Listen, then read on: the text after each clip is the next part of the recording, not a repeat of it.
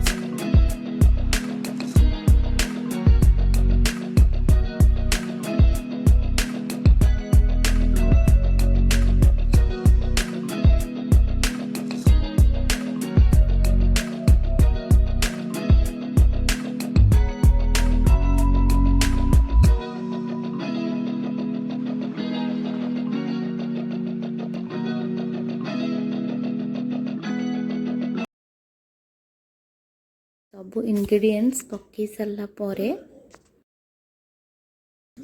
तापरे आमे जमती आपण अटा दलती फास्ट अटाटा को घोड़ाती सेमती फास्ट एगुड़ा सब जोटा पकई सब गुड़ाक गोलई देवे फास्ट तापरे अल्प अल्प हल्का हल्का पानी देके फास्ट फास्ट टिके टिके टिके टिके गोलेबे।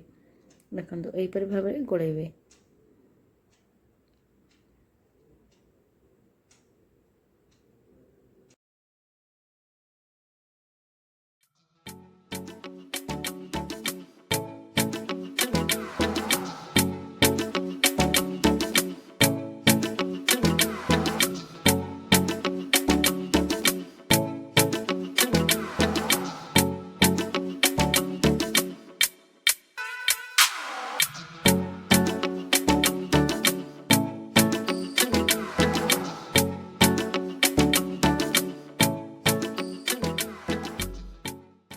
एबे फाइनली आमर गुड़ मालपुआ रेडी हो गला।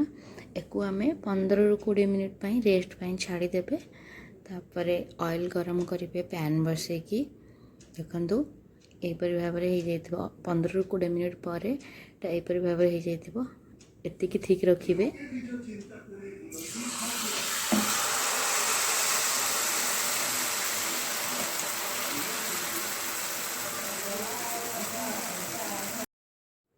देखंतु ऊपर पोर्शन एतिकी हो आसला खड़िकार आपड़ किसी पतला जिनस नौटेबे कारण हाथ कदली आड़ अच्छी गुड़ अच्छी तो तले टिके हल्के लगी जाइए हल्के खड़िकार उठेली तले आ लगनी एमती हल्का आकार को उठेबे उठेकी पलटेबे।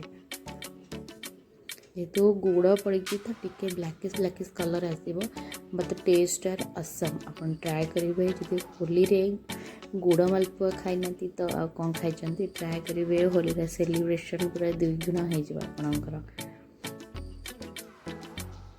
आशा कर बहुत केयरफुली होली खेलिए आखि को बहुत सेफ्टी रखिकी होली खेलेंगे केमती कलर आखिरे न पड़ो ठीक अच्छे ये डिश भी ता सहित ट्राए करेंगे बहुत